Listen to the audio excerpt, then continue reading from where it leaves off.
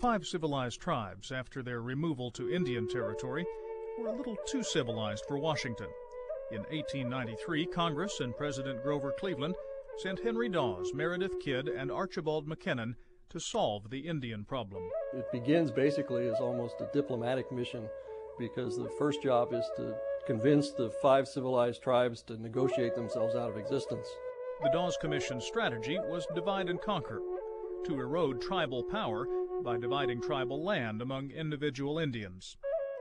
And so that's why we kind of got scattered every which way.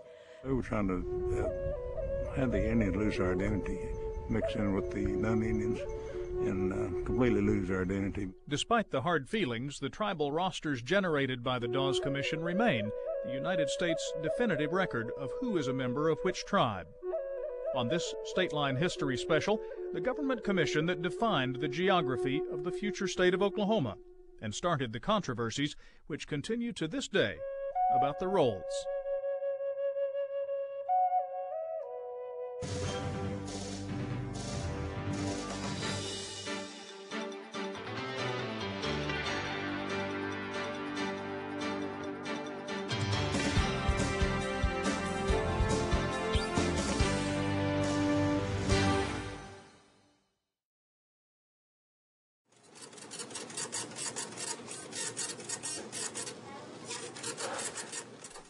We sign our names so many times each day. We sign for gas, we sign for groceries. We sign so much that it's easy to forget that each time it's a promise. Whether it's a mortgage or a marriage license, it's an agreement. Right there on the page, it represents who we are. As a nation, we're bound by documents signed by a few powerful men that guarantee individual rights and uplift freedom. Other important documents are filled with the signatures of tens of thousands of ordinary people. These papers splintered the land of the five civilized tribes forever. Forced from their homes in the eastern United States, members of the five civilized tribes came along the Trail of Tears to a place to be known as Indian Territory. The land signed over to them in treaty promised a new life, rebuilding farms, towns, courts, and tribal governments. It was shared in common. How much ever land that you felt that you were able to take care of, that's how much land that you used. In 1870, most of the land in Indian Territory was divided among the five civilized tribes, the Cherokee, Choctaw, Chickasaw, Creek, and Seminole nations. That idea of communal land holding, and the way that worked in the tribes was that a tribal person could take up land and improve that, build a house on it, and fence property, as long as that improvement did not infringe within a quarter of a mile of somebody else's. You might be interested to know that a lot of the first white settlers or non-Indian settlers in Indian Territory among the five tribes were actually hard-scrabble tenant sharecroppers that worked for Indians.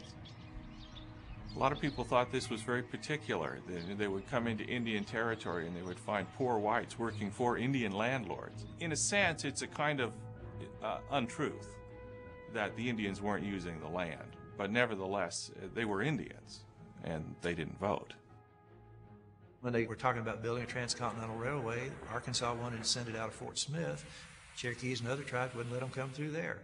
So they saw the Indian Territory as a barrier to economic development of the state of Arkansas. They saw this common title holding of land as a communistic practice, and this is what they called it in those days, that it was un-American. You have Texas cattlemen who are leasing land from the Choctaws and the Creeks to graze their cattle. You have openings of land outside of the five civilized tribes area, so you have the Boomers and the Sooners. By the 1890s, the white people outnumber Indians in Indian Territory by more than 2 to 1. Within just a few years, by 1894-95, vastly more white people than Indians, 3 or 4 to 1. The people who want to do economic development, of course, see that as a barrier. If only we can open this land up, we can do wonderful things with the resources and make money. Newspapermen in Kansas and Missouri editorialized about how this land needed to be opened up for the benefit of Western Americans who would make more productive use of it. There are millions of those idle acres, as finely timbered, as well watered as the most fertile on the continent, awaiting the subduing hand of civilization, and offering also, if report be true, mineral resources in lavish abundance. George W. McFarland, Chitopa, Kansas. Of course, the 5 civilized tribes want to just be left alone, but given the economic pressures of the time, that wasn't going to happen. Those who wanted the territory opened viewed the tribal governments as the primary barrier. Washington's answer was allotment, a plan to divide the land and to give it to individual Indians, 160 acres for a farm. The basic policy of allotment is if you can give each Indian his own land, his or her own land, that they'll adopt white culture. They'll become farmers, they'll stop being Indians basically and start being more civilized white-type farmers. And the economic motivation behind it is, of course, everyone assumes that there's going to be lots of land left over and that that can be sold and developed by all the immigrants who are coming to the country.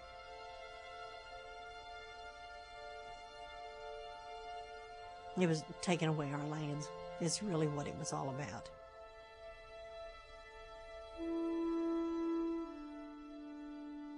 The Dawes Commission was created by Congress in 1892 to negotiate with the 5 civilized tribes, that is, the Cherokees, Chickasaws, Choctaws, Muskogee Creeks, and Seminoles, to negotiate away their tribal title. In order to allot the land, because these tribes were savvy politically, they had to strip away their governmental power. It's an interesting thing. In the western part of Oklahoma, what was Oklahoma Territory, the government left these tribes more or less intact. They just took away their land through the Dawes Allotment Act. But in the east, they couldn't get their land until they broke the power of the tribes, which is exactly what they did. Secretary of the Interior Hoke Smith made the purpose of the Dawes Commission clear in a letter to Henry Dawes.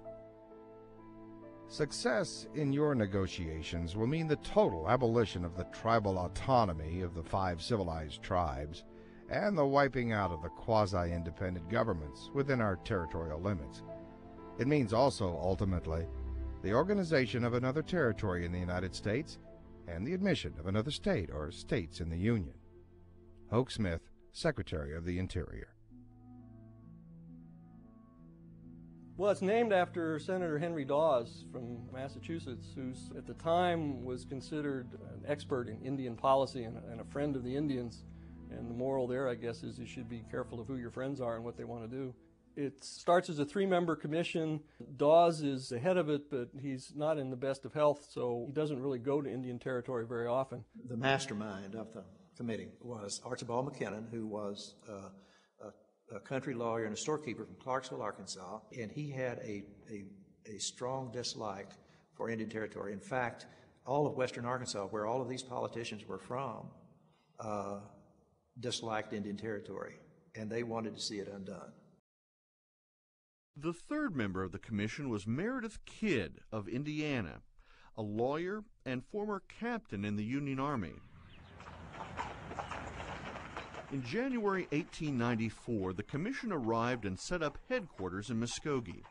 Many in Washington believed the negotiations would be smooth and quick. They were wrong. When the commission came down to Indian Territory the first time in early 1894, they were very imperious in their attitude. They decided they would treat with the chiefs of the tribes. So they called them into Muskogee to meet with them, and they gave them this talk about how this is going to be the best thing for the tribes and all that. And so, trying to get them to sign these agreements. The 5 civilized tribes pretty much tries to ignore them in hopes that they'll go away and just let them continue under the old treaties. I love my treaty, and I want my old treaty back. I will never stop asking for this treaty, the old treaty that our fathers made with the government, which gave us this land forever. As long as the grass grows, water runs, and the sun rises. Eufaula Harjo. In March 1894, the United States Senate authorized an investigation into allegations of corruption within the tribal governments. I'm sure that there was some corruption, but I don't think there was any more corruption proportionally than there was in the United States government at the time. I mean, these people who are sitting here making this law, creating the Dawes Commission, were people who had lived through the period of Tammany Hall, and when robber barons owned the government. To say that these Indian tribes are corrupt, I mean, they couldn't prove it. The investigation report, issued on May the 7th, 1894, charged the tribal governments with operating an intolerable court system, of failing to provide adequate schools for the children of the 300,000 whites living in the territory, despite the fact that many of those whites were there illegally, and that crime and violence was rampant within the territory. It was a tactic. They used that as a propaganda against the tribes. Most of the tribal leaders are in kind of a difficult position. They can see the inevitability of what's going to happen, but each one of the tribes has a large faction that doesn't want allotment. They want the government just to honor the old treaties, let them live in peace. So you have the tribal leaders trying to balance the two factions. Some of the people were very, very much against it. I know in our tribe, a man by the name of Harjo, he led a group of people in opposition. Harjo testifies before Congress and makes what's really a very eloquent speech. Please honor your past agreements and let us live as we want to live. And the senators tell him, well, we're trying to do what's best for you, and we're going to do allotment anyway. Harjo and his group, they rebelled against that. They said that we need to keep our land in common, hold it as a joint. That way, if you divide it up and give it out and disperse it out individually, then we'll lose our land base. Harjo and the Crazy Snakes and the Nighthawks and the Cherokees and several groups, Choctaws and Chickasaws, begin to sort of a peaceful opposition, I guess. They signs and petitions and speaking to their town gatherings, that sort of thing. People in Washington are very concerned, especially about the Snakes. They think there could be violence. They think the Crazy Snakes might assassinate the Dawes Commission members. Kind of a wild overreaction by the federal government to the perceived threat. There was shootings and stuff, especially when the law officials would come in and try to break up the assembly, when they would assemble in a group and start talking. Of course, the lawmen would come in and try to break them up. Of course, there would be firing with, rifles. They were armed men. How the government dealt with them was simply to imprison them and give them allotments wherever there was a land to be allotted. They had to give them the land, but they thought, well, okay, they would give them the bad lands. Alkaline soil, rocky, hilly. It would not grow hardly anything at all. But the ironic thing was what was happening was underneath that alkaline soil is a pool of oil. And some of the richest oil finds that we had here in Oklahoma was under Harjo and some of the other, his followers' land. Negotiations, it seemed, were going nowhere. President Grover Cleveland had always felt that the tribes could be convinced to accept allotment, but a change in the White House meant the time for talk was running out. After McKinley's elected in 1896, the commissions expanded as a way to reward some political supporters, and you get Tams Bigsby. Tams Bigsby was a political operative who was very influential in his home state of Minnesota. He was a newspaper man and had been an advisor secretary to governors and senators from Minnesota. He seems to have been a man of his time. He's a fairly decent administrator. He's able to keep the commission on target and moving toward accomplishing all of its objectives. 4 years after the commission arrived in Indian Territory, not much had changed. And the commissioners get more and more frustrated when you read their annual reports. They'll mention these meetings that they're having. The tribal leaders promise to get together and actually start negotiating, and the meetings don't happen, and the negotiations go nowhere, and the commissioners are getting more and more frustrated. Congress sort of runs out of patience by 1898 and passes a thing called the Curtis Act, which says, if you don't negotiate agreements with us, we're going to go ahead and do enrollment and allotment, whether you like it or not.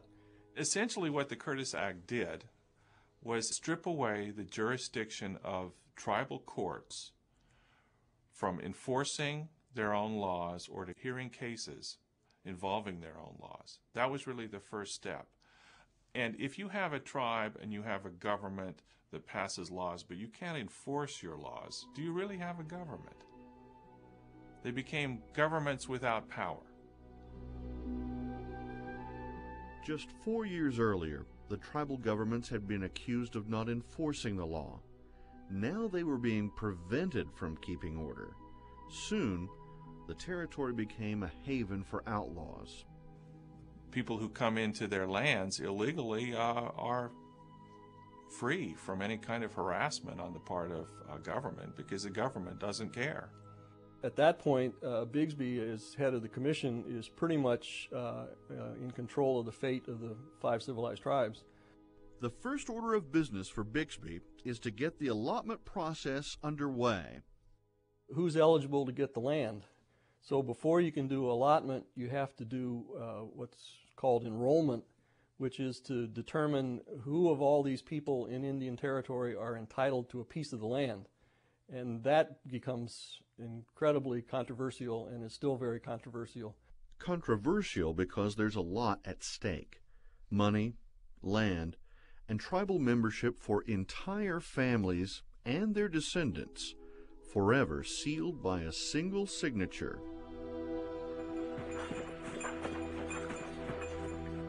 They put the enrollment cards in wooden boxes and they cart them all over Oklahoma. They announce where they're going to be, when they're going to accept enrollment applications, what categories of people they're going to accept applications from. The commission shows up with its traveling circus of wagons and tents. People line up at the tent to come stand before the commissioner, give their testimony. A clerk transcribes everything. Information is written on the enrollment cards, and then the applicant goes home and waits for a decision. When they would come in, they were interviewed. They would ask you if you were a Creek. They'd say, yeah, well, what tribal town do you belong to?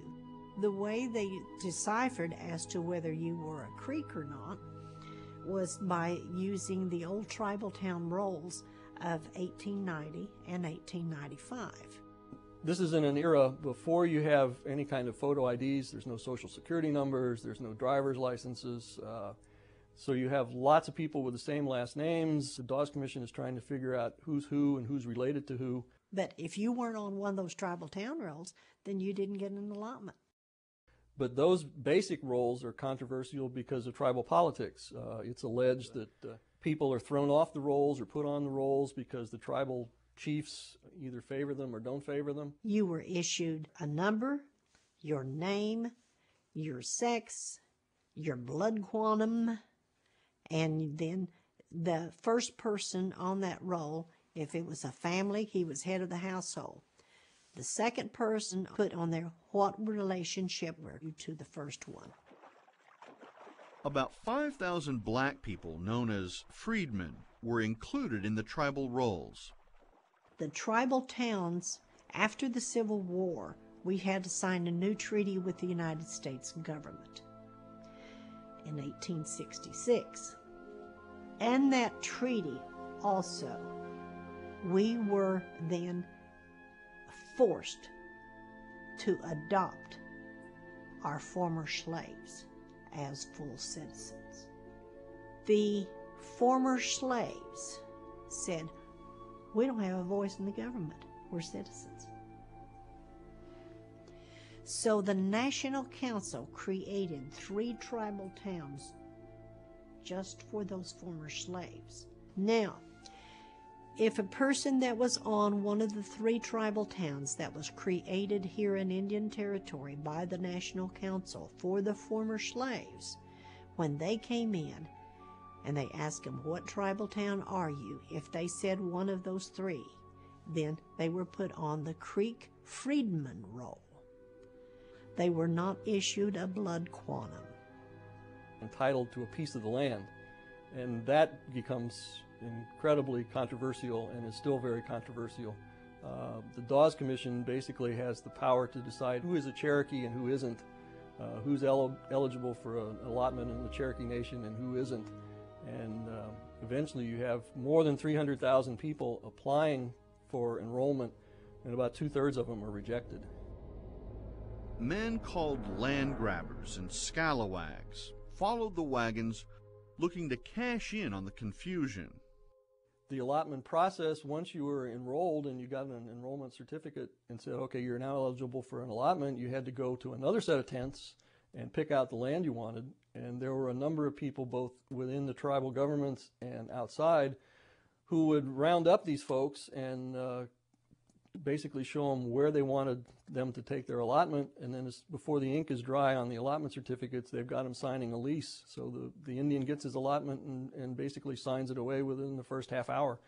So there's a lot of opportunity here for making a fast buck.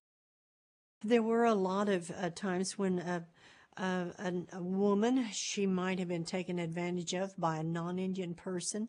Suddenly this non-Indian man would marry this Creek woman, and they would have a whole bunch of kids, and each one of those children would also get an allotment. The wife would get an allotment, each one of the children, and so sometimes they would have as much as a whole mile section. He had the control of it, so he would sell the land and take off and leave the wife and the children high and dry. That's it. They had nothing. That happened. Even Tams Bixby knew a good deal when he saw one. He made millions of dollars off of Indian land. Hundreds of thousands of acres of Indian land changed title from Indian holding to non-Indian holding. And people like Tams Bixby and others got their share of that money, that land. One of the groups that wants to set up a town site in hopes of gaining favor with Bixby decided to call the town Bixby. And that's one of the first town sites that Bixby signs off on and approves.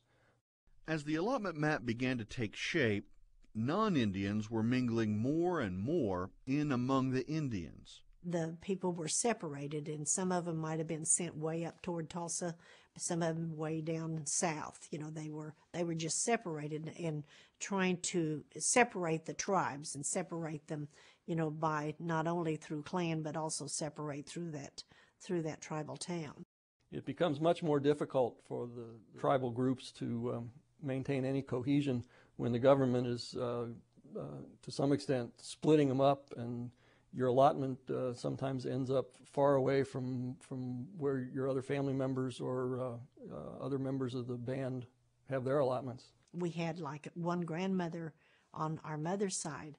She grew up around Holdenville, down in the lower part of Creek Nation. But then when she was assigned her land, it was all the way up here in Tulsa. When the allotment was done, large tracts of land were left open, making way for the land runs in the Cherokee Strip and the unassigned lands.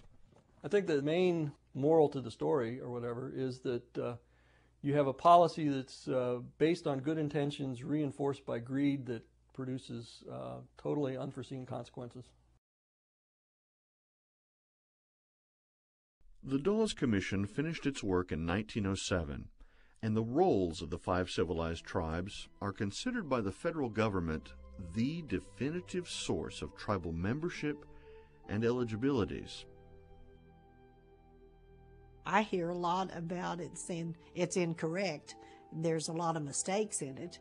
There's a lot of people that should have been listed and they were not. It is a good roll. I mean, we had to start somewhere. Some tribes, like the Cherokees, for instance, choose to say it has to be that roll that is Cherokee by blood, and that excludes adopted Delawares, adopted Shawnees, adopted whites, and adopted freedmen. Creek Nation has chosen to go that same route. And these are ugly controversies, as you know from news of recent months and years. The issues began the moment each member signed the rolls. It changed their life forever and the lives of their descendants. It redrew the map, and what might have been large Indian reservations instead became the state of Oklahoma.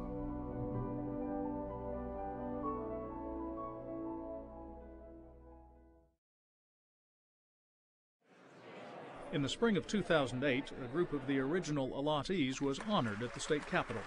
These individuals that we honor today have lived through some difficult times, and of course the Dawes Act is not the proudest moment in our American history, but they persevered and they kept alive the critically important Native American heritage and culture in our state.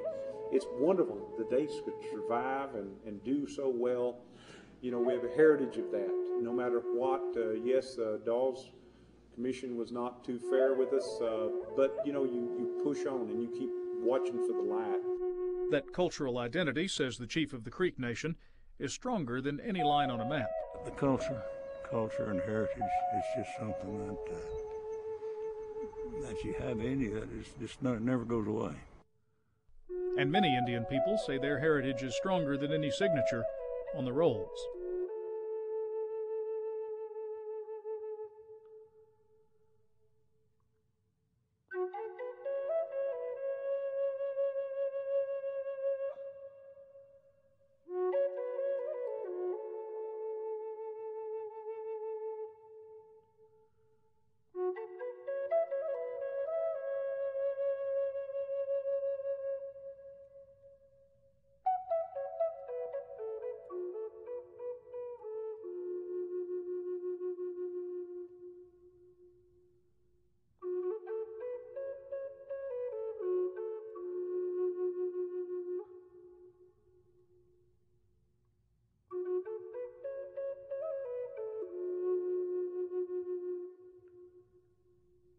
Said Sequoia's father, "Son, they weave bad medicine on these talking leaves." For a VHS or DVD copy of this program, please call 800-879-6382 or send a check or money order for $22.95 to the OETA Foundation, Post Office Box 14190, Oklahoma City 73113.